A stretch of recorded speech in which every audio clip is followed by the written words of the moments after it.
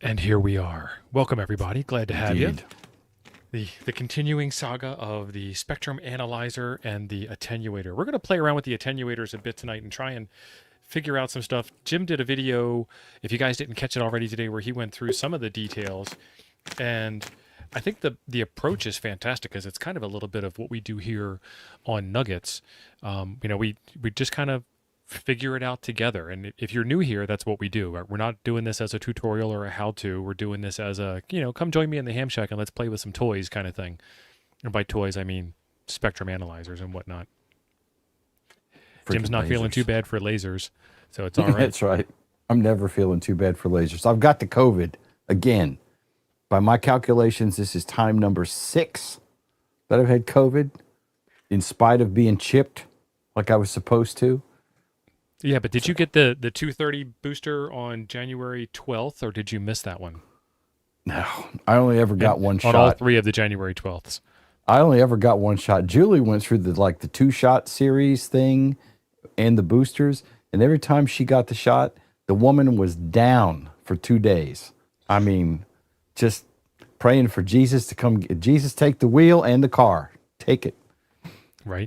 I got the one shot, the Johnson & Johnson one, and I didn't have any side effects, but I've had COVID 6 damn times, so there you go. One of us, one of our ham fam here, took one of the shots, and the very next day there was a nationwide recall on the shot that he took. I'm not going to name names, but man, my heart hit the floor when I heard that. I mean, could you imagine getting the shot and the very next day? I mean, all the controversy in the first place, followed by recall. Like when they talk about recalling lettuce at the grocery store, it's because it killed people. Imagine recalling a shot. Right. Can you take this shit out? Oh, can you take this out?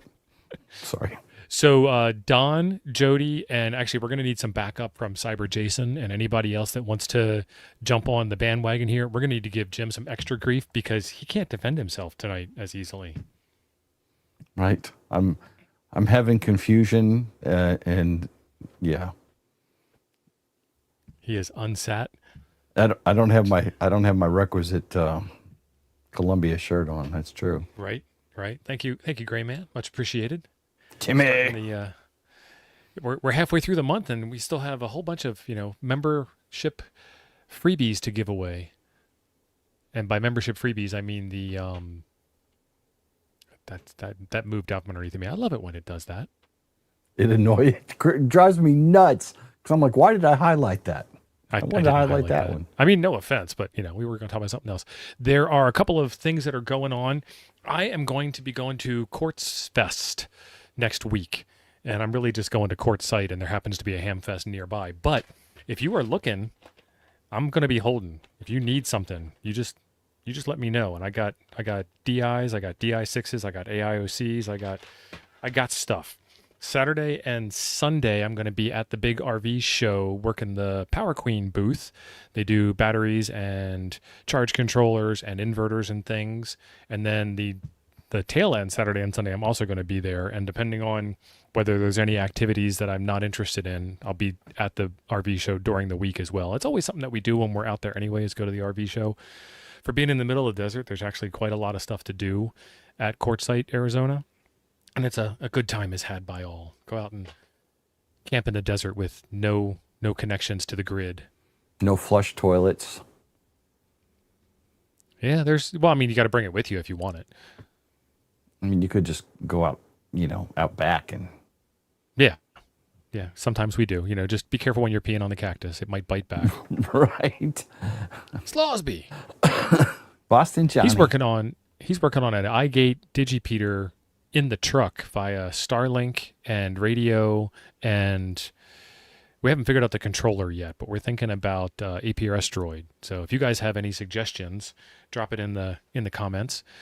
We're looking at the Toads VE session. It's like the 4th or the 5th Monday of the month, whichever Monday it happens to be.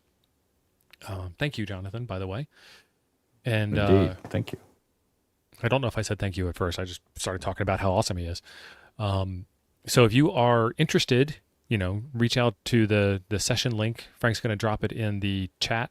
Personal hygiene is even more optional in Dayton. Actually, Hamcation is probably the worst hygiene Hamfest I have seen. I've seen some scary stuff at Hamcation. You know, stuff where you feel bad for the guy. And, sign up. And if there isn't one that's there, reach out to us on the Discord and we can create a VE session for you. If you are not already a VE, then we can also sponsor you to be a VE. And what is VE, Jim? What? I'm sorry. What is VE? I was trying to throw you a bone. I know I was busy coughing and I'd muted my mic. Volunteer examiner. That means you get to help people out with their tests. Yeah, you need to be a general or an extra. Yep. Which is, I guess it's, so an extra can test an extra, but a general can't test a general? Correct. Seems kind of weird. But a general can test a tech. Yeah. You have to be one better than who you're testing, or you have to be the best, like Jim and I. Right. And several of you in the chat. Honestly, it's the same way for your paramedic testing, too. When we have the practicals for paramedic, yeah, the paramedics can test anybody, even other paramedics, but the 2 levels can only test the ones. And there's also this really weird thing that happens with the tests that a lot of the volunteer examiners and coordinators don't know. But if you sit for tech and fail the tech test, you can still do the free general test. You can pass the general test, but because you didn't pass the tech test, you can't get a call sign and you can't operate. But when you do go back and resit for the tech test itself, you can then immediately become general that same day. It's a really weird. Oh, I didn't know that. That's cool. Government's involved, so of course weird things happen. Right. That is strange. I did not know that. Because I'd be like, well, why would you want to take it? If you whiff it, you can't get it. Cool. Well, so there's a really weird circumstance, and it has a lot more to do with the paper days of testing. The test session that day, they used to, like FedEx or USPS priority mail you a packet of tests. And if you took test A as a technician and failed it, and you took test B as a technician and failed it, because if you do the retest, they don't give you the exact same test. They have to give you a different tech test. Right. Then you might have exhausted their supply of tests for the day. But you're there, what else are you going to do? So, right. Because usually you drive like an hour to a Hamfest and you sit for 2.5 hours, and then you finally get the test packet handed to you, and bam, it didn't work. The worst thing about any of those standardized tests is the guys who feel they need to read every single word in the instructions. And then still let you skate by with looking up on your phone for the answers. The amount of security theater is amazing. Yeah. Okay. Ready to start? I'm born ready. Born ready. Now, Jim's got this screen that he wants to share out, and we were talking about the original test that Jim did was on the cell wave dummy load, which is not what's on the screen right now. It's not no, right now. That is not what's on the screen. What's on the screen is the inline Frankendingus I showed yesterday in my video. This is the cell wave. This will stop up to probably a 30-06. Not 338 or bigger, but this is a dummy load here, because there's your input right there on the N type, and then there is an inductive RF tap in here. So there's like a little dingus that sticks out over the center pin that you can. It's like a bobby pin.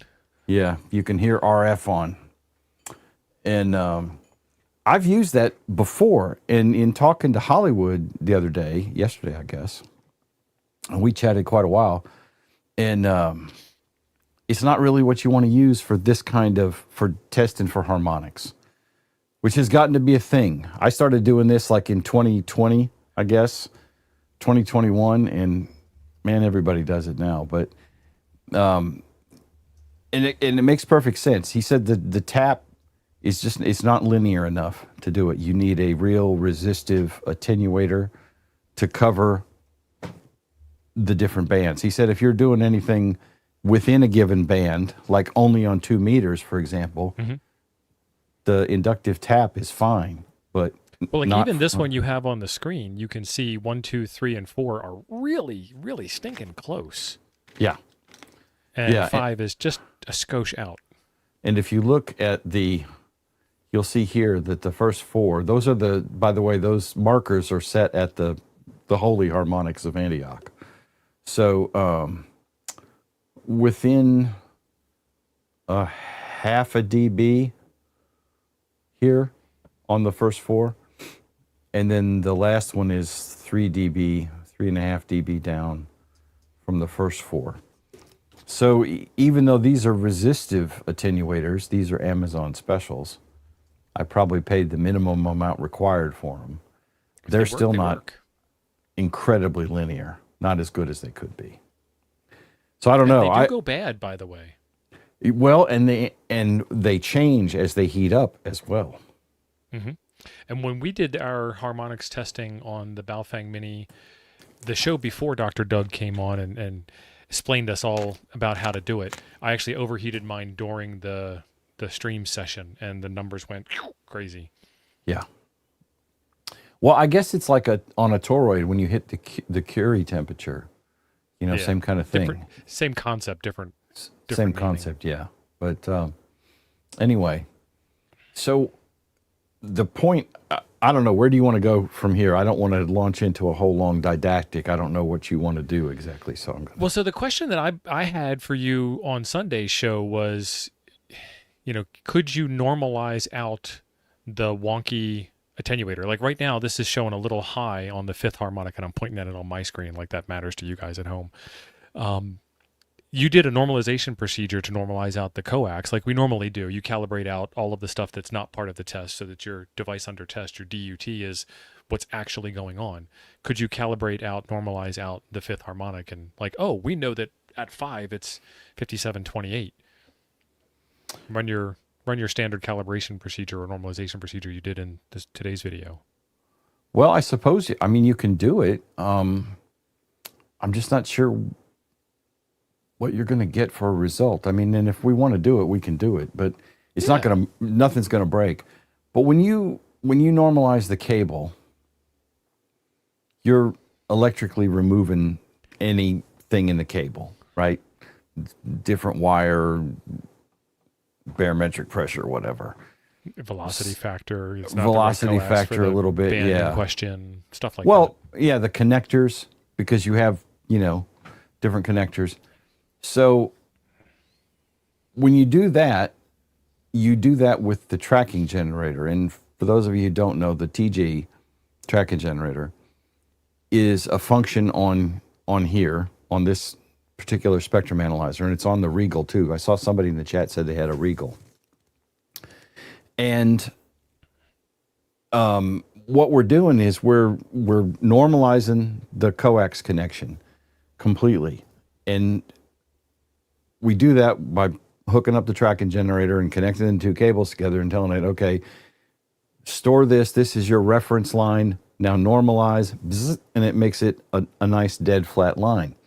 And the reason you're going through that procedure is because we want to, at that point, and Dr. Doug talked about this on Josh's video, Mustache Man, who I cannot remember his name, Steve, who was on Josh's other video. Yeah, magnificent mustache, bro. Tao of Steve. You want to characterize your attenuators, right? I want to verify how much attenuation this has. And so that's the whole purpose of doing the tracking generator and the normalization thing. I'm removing the coax out of the equation. I'm going to hook in my attenuator. I'm waving this one around. The other one I can't really wave. But this way I can verify how much attenuation I actually have. So since I normalized it, you'll see up here, am I pointing on the right screen? Yeah. Yep, you got it. I scooched the 0 up. That's not changing the readings. That just moved it up on the screen so we could see everything. So I set it for 0 for our reference line.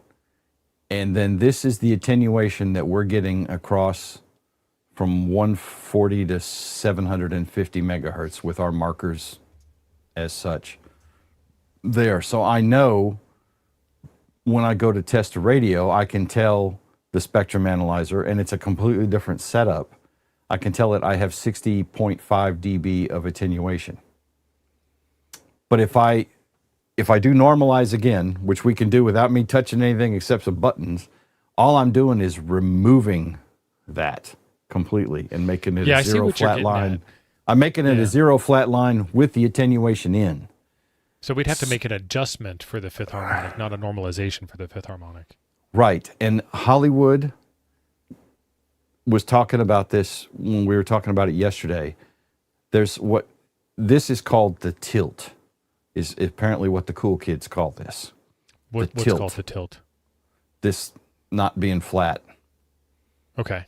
The not linear the shape of across the the line. range. Yeah. And so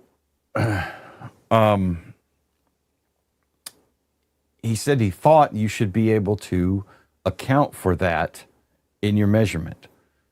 And obviously I could do it with pencil and paper.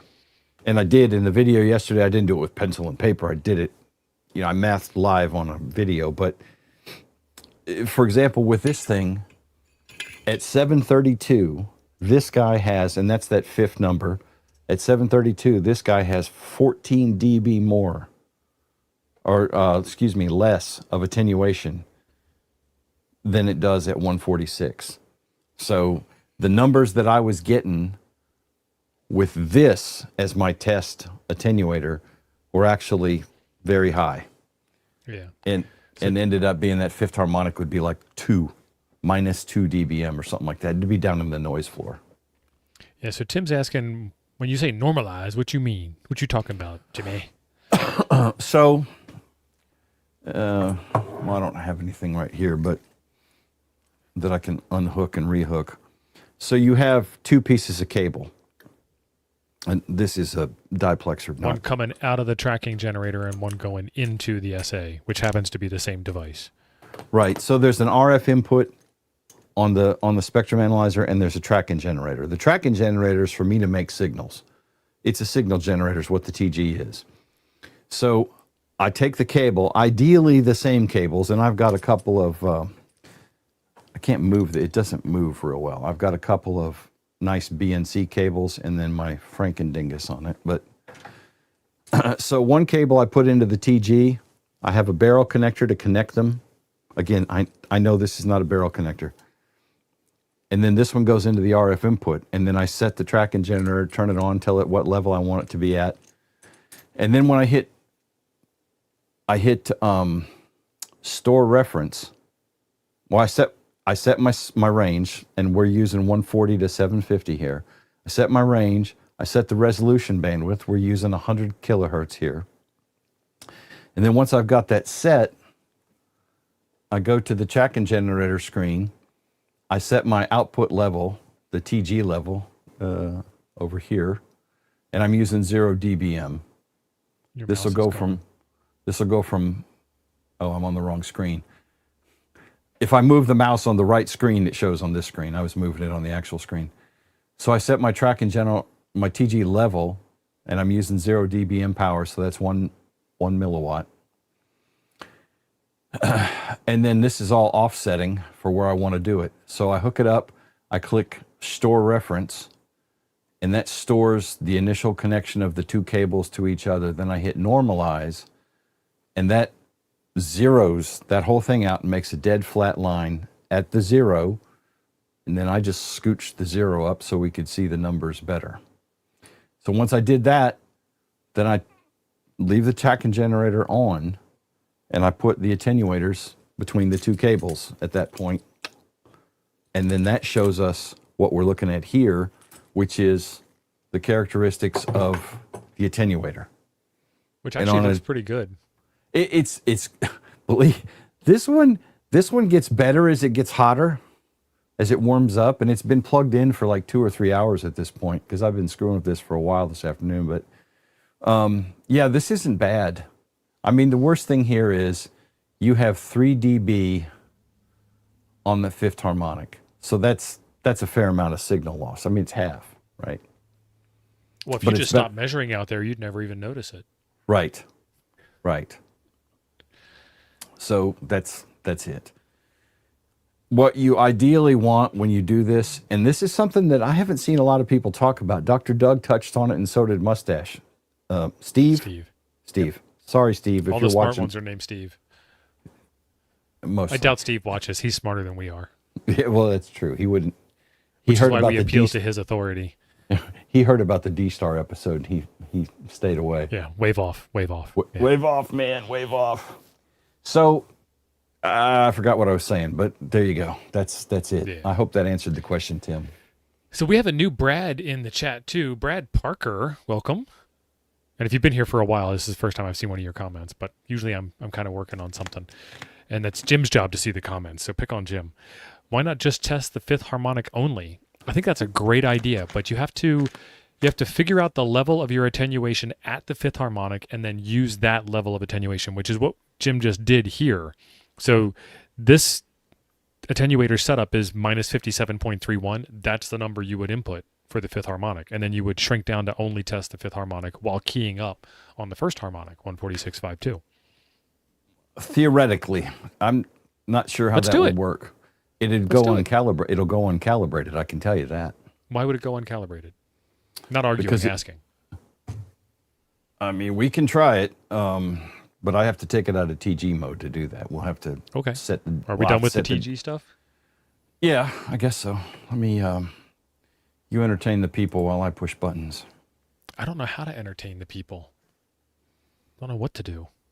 Thank you, John, for the PAX fund. Man, I need it.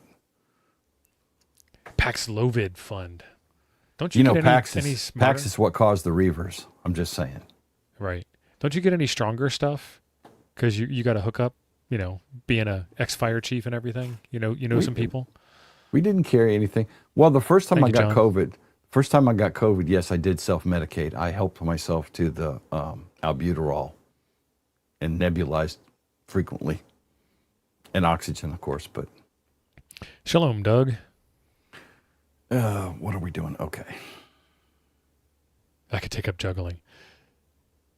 So my my loadout for Quartzsite is going to be, I'm going to be camping in the back of the truck camper. And if you haven't seen the RV channel, Frank will drop a link for you. Thank you, Frank. I've been building out a truck camper in the back, and it's got a very specific set of constraints, compromises for all you ham people out there, as to what I can put in and how much weight I can do and so on. Because every bit of weight you add to the truck is weight you take off of your towing capacity, your tongue weight specifically. So super lightweight, super easy setup. I've got a winch in the back to winch the motorcycle in, and then I've got a spot where I'm going to be sleeping, and then that plan changed. But I'm going to have solar panels and batteries and power stations and a diesel heater, and I'll be using my phone for internet. So T-Mobile works fantastically out in the desert. I'm actually surprised at how well it works. And worst case scenario, I just go to McDonald's in town and use their free Wi-Fi. I heard you turn a radio on. Menu. Yeah. Todd, and now we know why Pasternak attenuators cost 10 times the cost of Amazon attenuators. Yep. Yes, we do. Okay, so we could just walk through this because I think I saw Darklight in here too. He knows what he's doing more than I do, probably. Yep. So I'm just going to reset this thing to defaults and clear, enter. All right. So all the measurements we did with the tracking generator are gone. They don't carry over. But, you either remember them or write them down. Thank you, Todd. And I actually took a snapshot, but I also know that the fifth one is 3 dB less, and that's all you want to look at, right? Yeah. So we'll start. Well, I guess show the beginning, and let's see. Okay. Let's see the control. Let's see the bad, and then let's change it and see if it changes any. Okay. And we're going to do the stop normal. at 750 megahertz. So that's our span, 140 to 750. Yeah, John, we'll be doing ham nuggets normally like we do on Monday nights from Quartzsite. Okay. And then we need to go to So amplitude. Hollywood's saying that should be 90 dB, not 60 dB of noise, minus 90. But I guess you're not finished setting up yet. I just reset it to factory, dude. I have no idea. Hollywood says a lot of things that I can't keep up with, I'll be honest with you. we can set the resolution bandwidth down because it's at 1 megahertz. This is probably what he's talking about, correct, Hollywood, Greg? Because it was on Rob 1 Slagle, megahertz. shoot me an email. I'll get you more info. It was on 1 megahertz resolution bandwidth. See, but when you go slower, it does. When you go tighter on the resolution, it takes longer to sweep. So we're at 10 kilohertz. Let's make that 30. That's not quite as painful. All right. And then I'm going to put in our markers so y'all can see.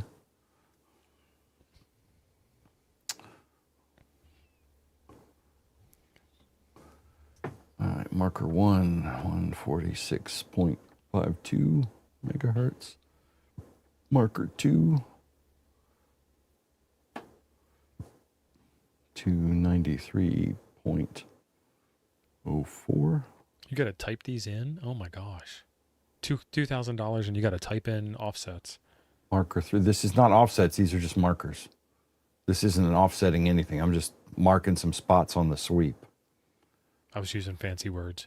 I see that. I failed. Indeed. It's not like the other day when we were using 7-syllable words and getting away with it. We were very both more awake. cromulent, though, on those, yeah. Todd is correct. You don't need the markers. It just makes it look pretty. And I know I don't need them. I'm doing it for you people. You people. 32.6.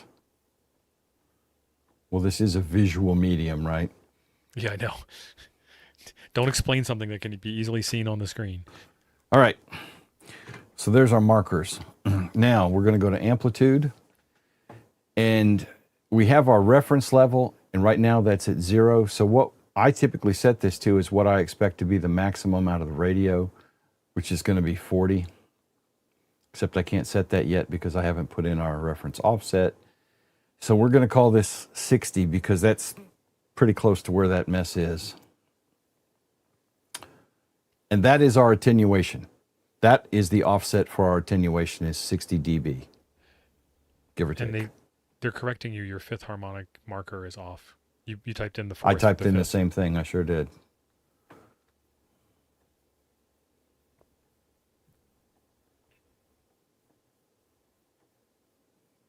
All right. Bunch of nosy people. All right.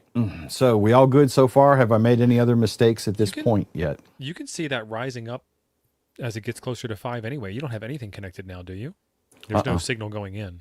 There's no signal going in. The radio's on, but it's not keyed up. So that's already kind of an issue. Yeah, I don't know what that is. That's a good point. It is going up, but no, Ziggy, this is a real a spectrum analyzer.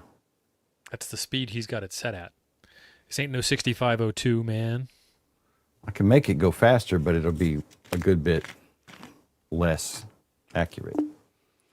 So, yeah, Todd, the attenuator's not in yet. I mean, it's on, it's all plugged up, but I'm not keying anything. So the only problem with doing this is you also got to keep checking these connectors because these little things will come apart. Right, Mike? And loosen up. And then this has such mechanical advantage. I got to really watch it. Okay. You need an SMA torque wrench. I know. Well, Hollywood chastised me because I didn't have one. He said, have you got a torque wrench for that? No, Hollywood, I do not have an SMA torque wrench. It's actually a thing. Let me see if I can find one while you're talking.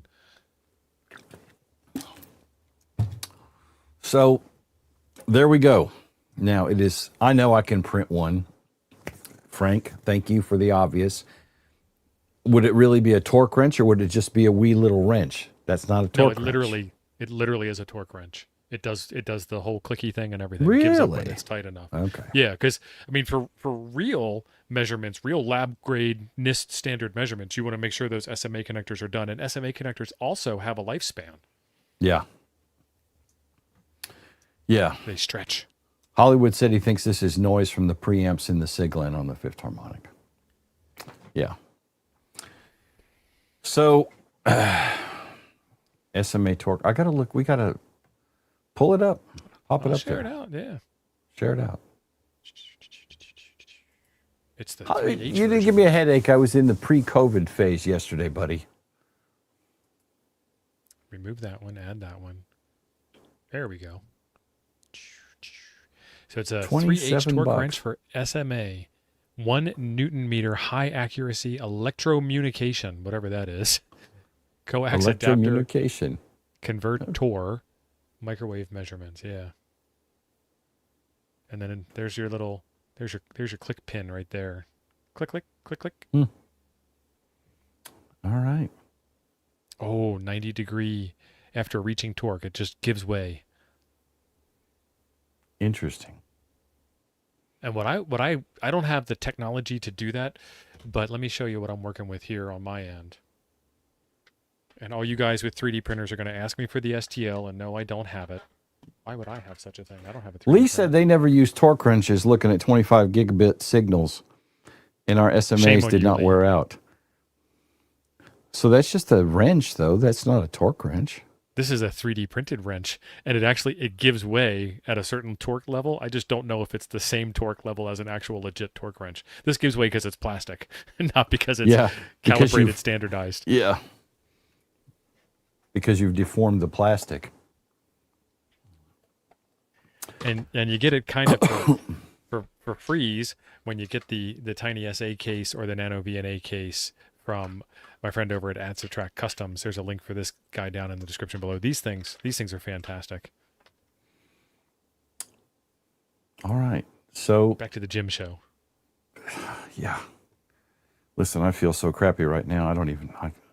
I may be sending dimensions for the Playmate of the Month. Oh no, John found the torque wrench on. Oh, he just went. Thank you for Googling that for me, John.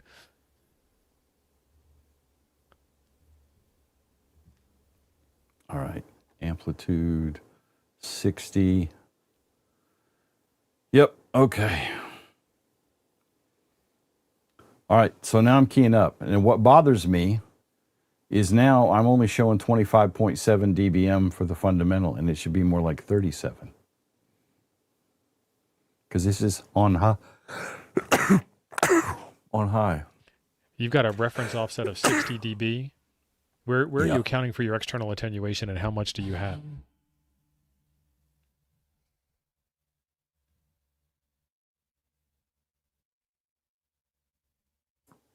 I was busy sneezing. That's our attenuator right there. 60 dB. Okay. That's how it accounts for it. And it maths that out. This attenuation is internal attenuation. Basically, I leave this thing on auto and it makes itself happy. And it also maths that out. But what's bugging me, and this didn't happen the other day, and this is again why I keep resetting this thing to factory. I don't know why it's only showing up at 25. That's vexing the daylights out of me because it should be more like 37. And just for grins and giggles, and that's a Fang Mini. Oh, we weren't going to do that. Clint says, thank you for toughing it out for us, Jim. Thank you, Clint. I call you Clint because I can't pronounce that name easily. Siglent Dev. Yeah, it's my fault. I wanted to This be is like a name, not a letter, and then 2 words. this Maybe I'm wrong. is the shit stain called the Abri AR891, also known as the Splatter Master 3000. So we are going to plug in the Splatter Master 3000 as soon as I get all my adapters lined up. Because as far as I remember, this is a 5-watt radio also, and I want to see if it's something with that Fang, or I must have something else set wrong somewhere, because it should be reading more than 27 dB for power.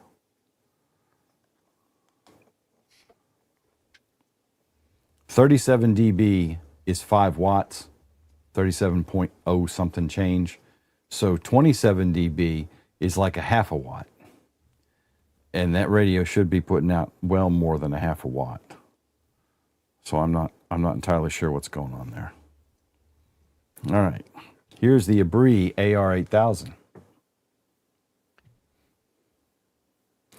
What do we see? Oh, it has a dead battery. Crap, I left it on. Nice. Okay.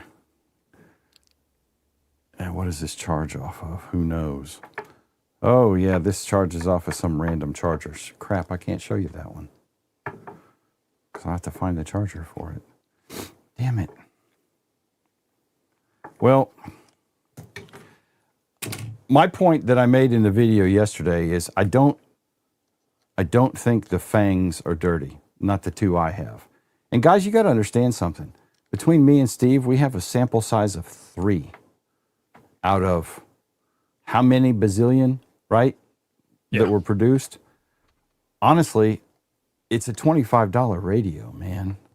You're not buying an FT5D. You're not buying a D75. This is a $25 radio with a very nice LCD screen. And even if it is putting out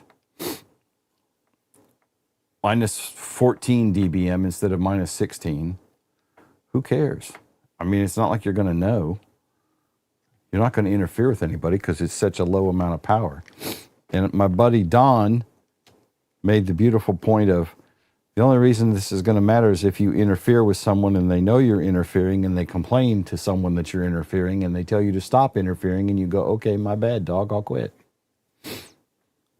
But it's not like at that power level, right? Even if it's putting out more than minus 16, if it's putting out minus 18 or minus 20 dBm, it's not like it's going to interfere with anybody. You're certainly not going to block a fire truck from getting their signals. Hey, Todd, can I replay that short that you made? Do what? I was asking Todd if I can replay the short that he's made. He tested 5 of them in a row. Oh, cool. I'll link it in the chat regardless. He says, sure. Don, I bought the test gear because I like test gear. I was going to ask you that question. Let me show this thing first. And hopefully you guys can hear the audio too. Sure. Essays already calibrated, Jim? normalized, then the attenuator added, 30 dBs of attenuation plus 20 internal. Turn the he's first got a one more on. expensive It is essay on. than you do. 1456. Check it. The 3000. Clean. First one is done. We'll set it down here. I like that Second green one, same exact test. 145.6. Plug it in. Check it. Clean. 2 down. Third one. Plug it in. Turn it on. Check our frequency. 145.6. That one's clean too. Powered off. Put it down in the tested dial. Number 4.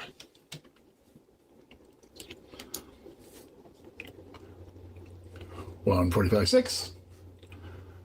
Clean. Turn it off. Tested pile. And number 5. Same routine. Now, if you want to know the setup that I use, I do have that 30-minute video to bore you to death. We can sit down and see exactly how I set this up. But 145.6, powered on, and it is clean. Nice.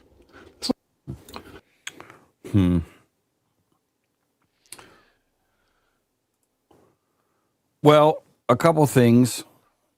A lot of this depends on how you set it up. And without seeing all of Todd's setup, and Todd, I'm going to watch your 30-minute video because I get into things like this. One thing I noticed, and I'm not judging, you're using a 1 megahertz resolution bandwidth. So you get a better picture with a smaller bandwidth than 1 megahertz. Not saying that it's wronger or righter, you just get a more accurate picture. I don't know that it matters a whole lot, but I don't usually go any higher than 100 on my resolution bandwidth. He said it was fast for the short. He was trying to respect your I can time. accept that. I can expect that. I accept that, I mean. I accept that. And he still has all 10 of his fingers. So, thank you, Jason. Cyber Jason's Appreciate it. dropping some NyQuil. Thank you, Jason. So I hooked up the other Baofeng I have here. And if we key Thank it you, up, Frank. same thing. So see, that tells me something's wrong. But you saw that we had 60 dB of attenuation. So if I change my offset and I go to 50 dB. Well, none of that is below the 1602 reference line. I don't have the Now reference line is. up there, but Well, I'm just looking at the numbers on the axis. Your whole thing was above. It was between 4 and 14. So that's with 50 dBm of attenuation. And we saw that thing was 60. Then there's no way it's 70. But that's 10 dB less there. So if I change our reference offset to 70, which is insane,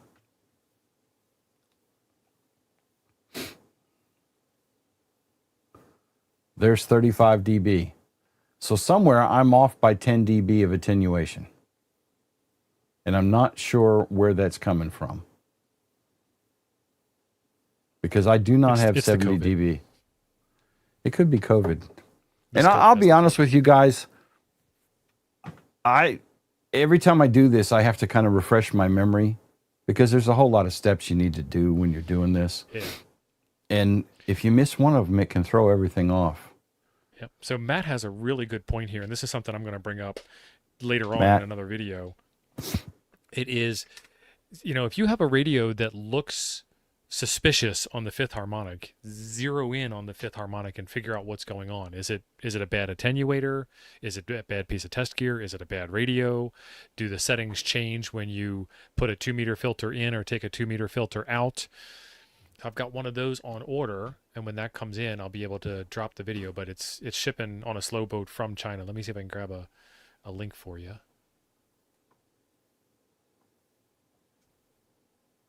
Share this out.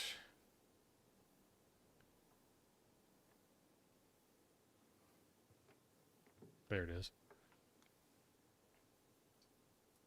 So this guy here, it's a low pass filter, and what it'll do is it'll block all the harmonics from the SA. And as a result of doing so, you can tell, like, if the harmonics all go away, they came from the radio. If the harmonics all stay, they came from the tiny SA.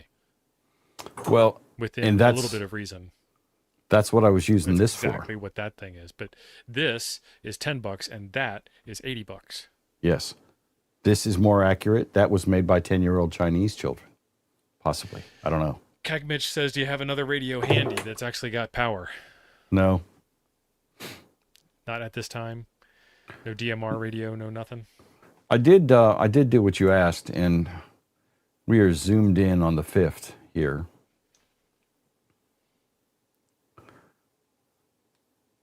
And it is this radio timing out? There's just no fifth harmonic. Yeah. And you don't have that ramp up at the end like you did in the last screen. I'm also tighter. We're only going from 718 to 764 here. So Starman's saying that I knew the subject matter was going to be very controversial and there would be no resolution to this conflict. Well, there will be resolution to the conflict. And our buddy Kevin here actually has all the answers. Use this to get some Nasacort if your nose is plugged. Thank you, Kevin. Low voltage. Oh, this one's almost dead. Battery dying. Oh. So I mean, we'll learn. This is one of the things that I really want to bring up in my video is that, and I'm not making a video to argue with anybody. I'm making a video of how to do the test. And we've stood on the shoulders of giants. This is where we are today. And the test procedure was very different 6 years ago. It was very different 3 years ago. It's very different today, and it'll be very different another year or two in the future as we all learn more and better tools become available and better methodologies become available. Well, I think that's a big takeaway there. Until Hollywood told me that using an RF tap was not a great idea for doing this, I was patting myself on the back because I found a $50 200-watt dummy load / tap. Oh, we all went out and bought one. All of us have one. Yep. Ape has one. Steve has one. Link I in don't the know. description. Bunch of people bought them. And, we're all like, oh, yeah, we clever. We ain't paying $300 for an attenuator. But you see what it's like. And watch my video because the curve on this cell wave is a lot different. But, I learned that. For testing across 700 megahertz of frequency, it's not really a valid thing. Oh, Hollywood got one also. Cellwave is actually a company that makes cellular tower transmitter receiver equipment. And then after a certain amount of time, they get yanked off the tower and get sold on eBay, and that's where you get them from. So, Jim, I'm going to ask you a question. This is actually a direct personal attack, so I want you to feel as offended as possible. I'm Why drugged did up you right now, so Why did you spend $2,000 on a Siglent SV 1015X, SVA 1015X, instead of getting a tiny SA like the rest of us? well, a couple reasons. Number one, I have chronic gear acquisition syndrome. Gas. He's got chronic gas. I do, and I like this kind of crap. I like these kind of gadgets. This is cool. That's So I why. guess like I And don't if have you- any reason to pick one over the other, and I don't have any belief that one of them is better than the other. So, well, the one Todd has was a Siglent SSA. 3000. Yeah. That is a spectrum analyzer only. This is an SVA 1015, so this is also a VNA as well as a spectrum analyzer. It has both functions. So you saved money. Yeah. Now, it's not a true through port. It won't do 2.1 and 2.2 or 1.2, and I don't think it'll do the 2-port measurements. It only does the 1-port measurements. But 90% of everything you care about is going to be a 1-port measurement anyway, so I don't care. Anyway, that's why. It was a combination. And if you ever priced VNAs or you price spectrum analyzers, the price range starts at and goes up to Jesus. So, like a used HP, Hayden has a used HP cell site test set, which is a great piece of gear. Those things are hard to find. They weigh 80 pounds. They're They've got huge. a CRT in them. Yeah. You know, he has to hire some of his mates, pay him in Fosters to come over and move the thing from the table if he wants to use it. So this is a benchtop one. It does everything I care about, and it's fine. Is it better than a tiny SA? I'm going to say yeah, and not just because of the cost, but because it's going to have better components, better shielding, and it's obviously not crammed in a tiny little box. The problem with the tiny SA is physics. You're putting a lot of gear inside a tiny box that operates at VHF and or UHF frequencies. And, you know. Have you it's opened just- up your Siglent to look inside? There No, ain't much in there. I ain't opening it up. I got a It's warranty on looking at this. yeah. So I opened up mine on my oscilloscope because I was looking at like how do I convert this to run off of 12 volts, and there's plenty of room in there, and the whole thing runs on 8 volts to begin with. So even though it's got a 120 volt AC plug, it runs on 8 volts DC. So it's possible to make the conversion. Yeah. Kevin, are you a cell wave engineer or are you quoting one? But either way, the loads are for 850 or 940, depending on the band. It's set for 30 to 40 dB coupling at the center of the band. It rolls off at 6 dB per octave as you drop in frequency. There you go. So, there's no other reason other than I wanted one. This was the amount of money I was willing to part with to get one. I wanted a cell site test set, but I mean, some of the used ones on eBay Well, you are got still. one for a while. Yeah, that thing. That wasn't from an British HP. Dave. That was an Aerotech. Yeah. And it worked. It weighed 50 or 60 pounds. It was a pain in the ass. It was huge. Some of those things on eBay are like $4,000 or $5,000 for some 30 and 40-year-old gear. So, this is Siglent, this isn't Agilent, and this isn't Roden Schwartz. But I'm happy with it.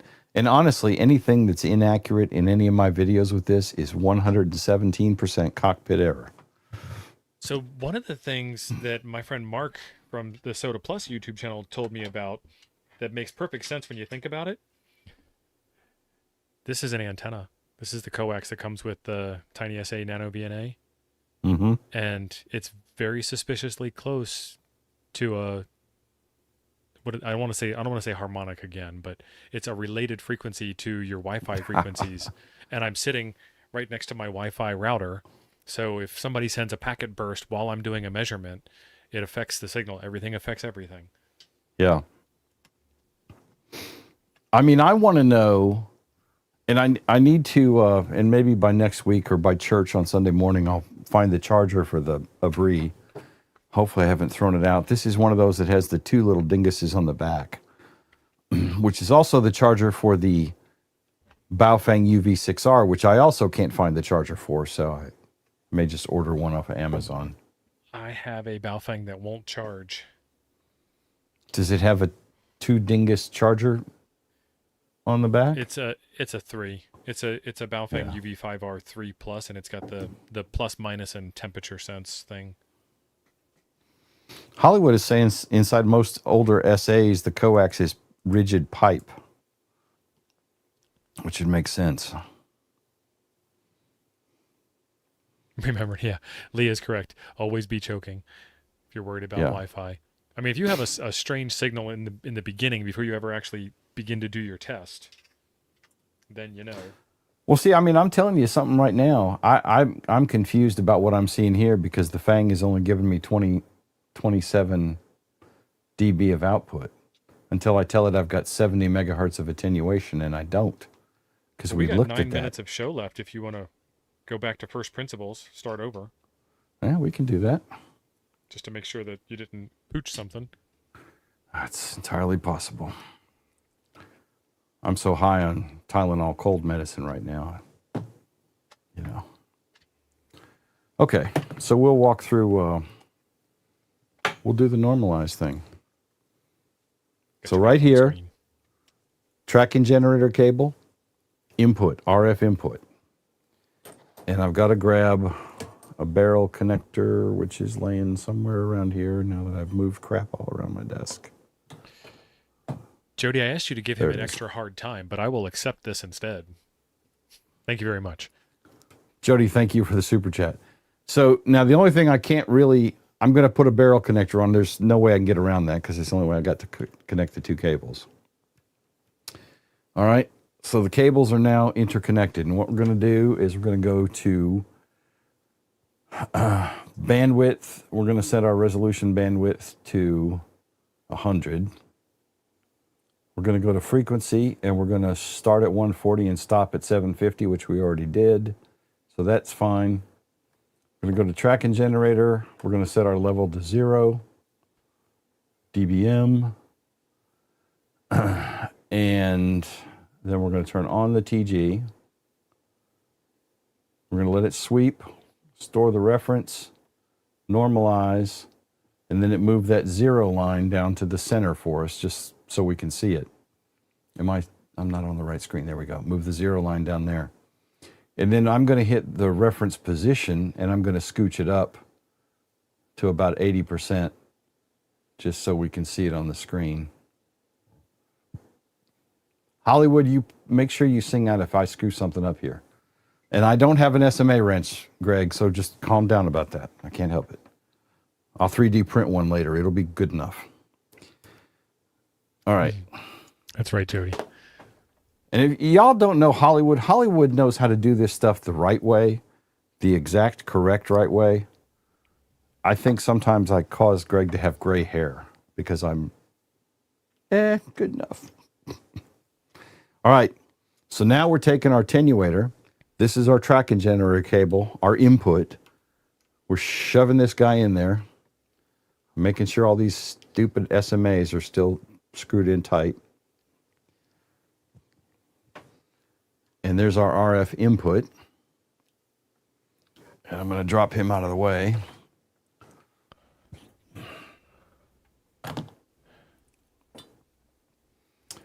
This slipped by, and I was looking for it because I saw Matt's response to it, but I didn't see this message. So Don says, "Get well, Jim. I do respect your passion for testing. Just other people beating me for not sharing or doing it is getting old." Don, I'm not beating you for not doing it. I'm not doing it. My latest video testing a radio, I skipped this test entirely. It happens. So if we click View Reference Trace, you can see it up up here at the top. Darklight saying you stored the reference with a 60 dB offset.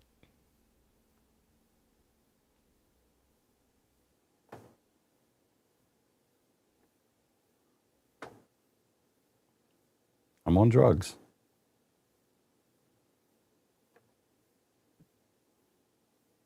All right, let's just do this. System.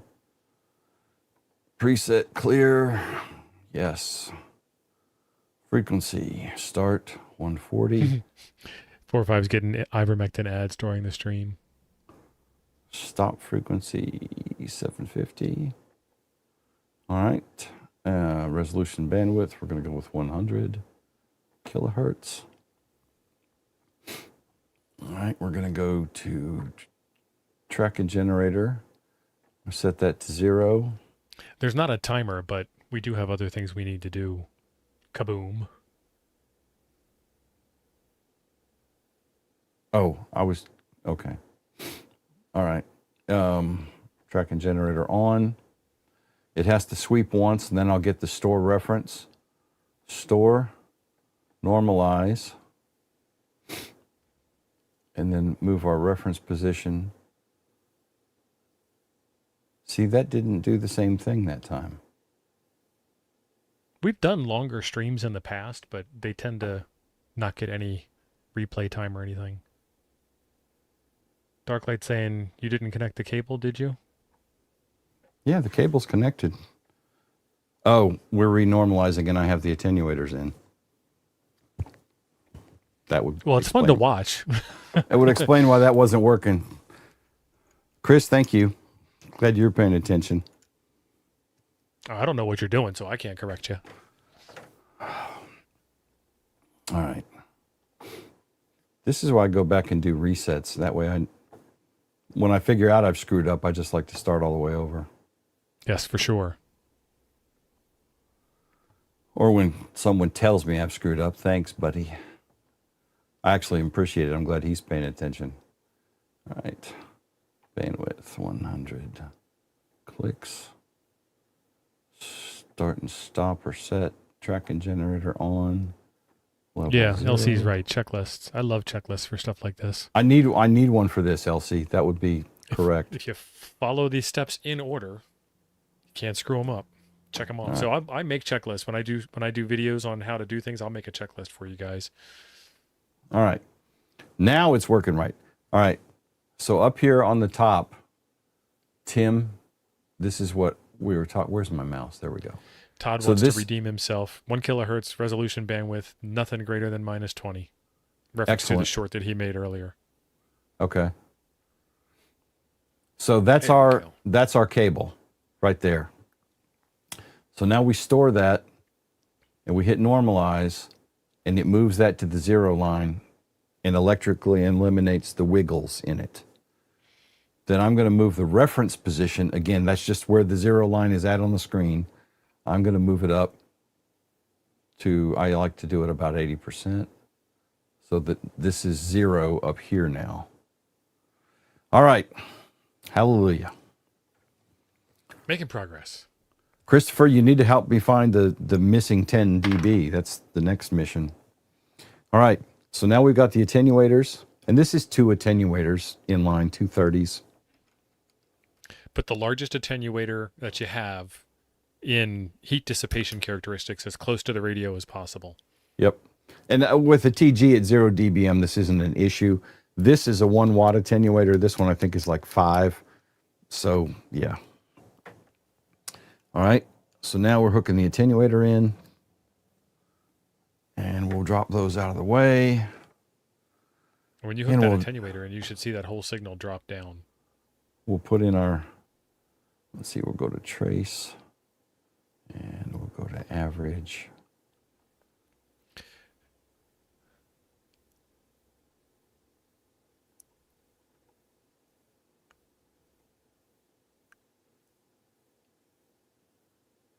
And I don't have the markers on now. I'm going to drop 1 marker at least. Marker, we'll make that marker 5 anyway. 732.6. Oops. The missing 10 dB is somewhere in Minnesota. Nice. We're not supposed to talk about political stuff, Matt.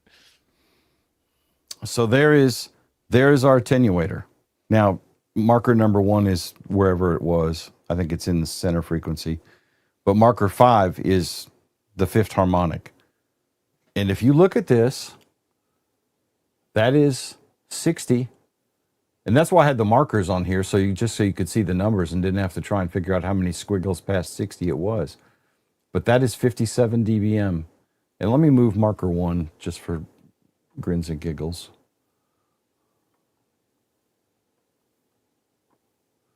So there's marker 1 at 146.52, and that is minus 60 dBm. And this guy's at minus 57. So that is our attenuation. We have characterized the attenuator.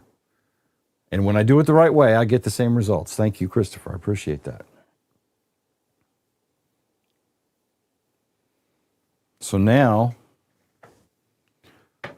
we're going to turn off the tracking generator and discombobulate that connector.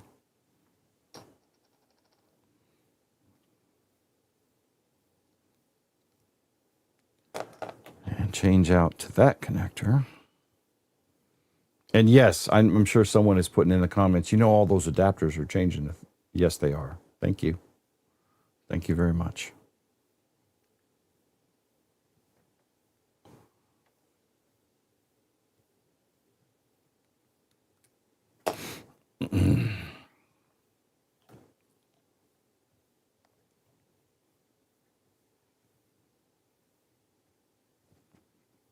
So looking at that screen right now with that ramp on the 5th harmonic and no signal input, if my 5th harmonic was borderline, a little above, a little on, a little below, I would want to do more investigation. Like, this tells me a story already. Yeah, and I'm just not smart enough to know what the answer is supposed to be to that story. I agree with you. Jody's correct. It's all the oils from your dirty hands creating a skin effect. There you go. That's it. So now we're going to go to amplitude, reference offset 60 dB, and we'll move our reference level to 40 dBm. And that's the top line. Again, that's a reference. That's just where we want our signal to top out at. We're not going to have more than 40. We should only have 37 on a 5-watt radio.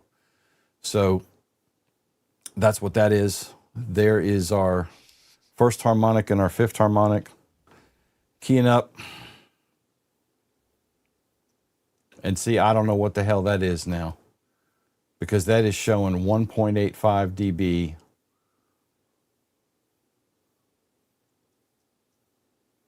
You see, that doesn't even make any sense. Which part doesn't make sense? Look at the output power. 9 dBm. Should be 37. On both. I Yeah, don't even care about the 5. The primary, the fundamental, should be 37 dBm, and it's not. It's not even close. And that is with our 60 dB of power, or of reference offset. And if I change that, this is what I was saying earlier. If I set that to 70, which it ain't,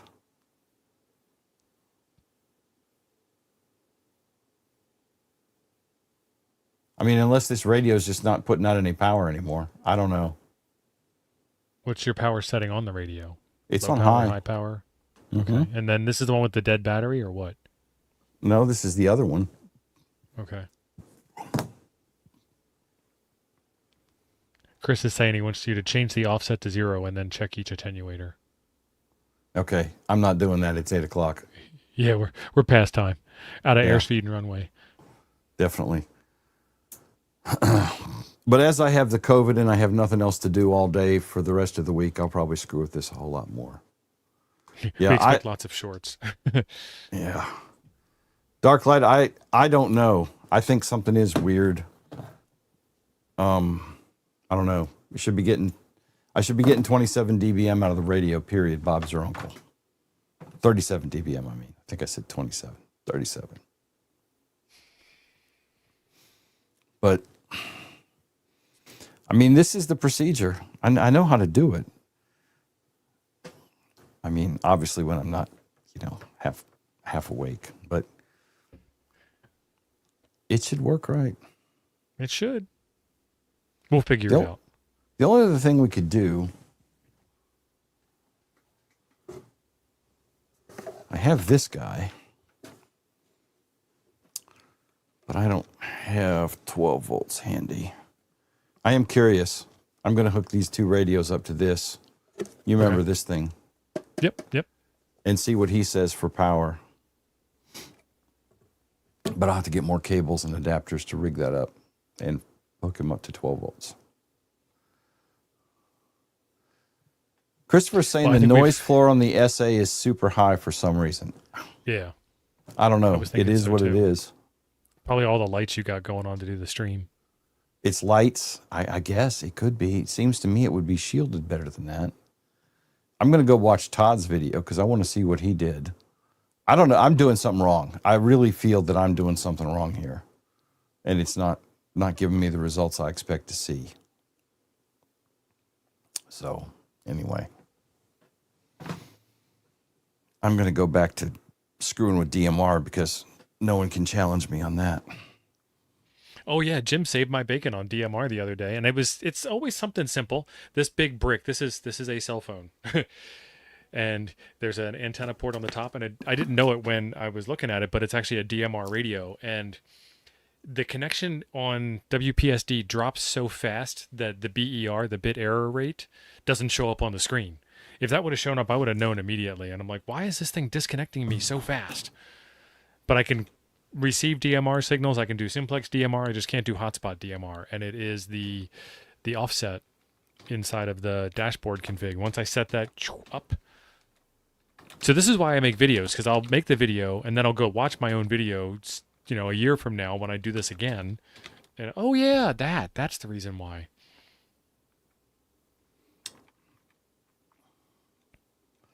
Yeah, Darklight, I did order, and he thinks that the attenuators are sketch.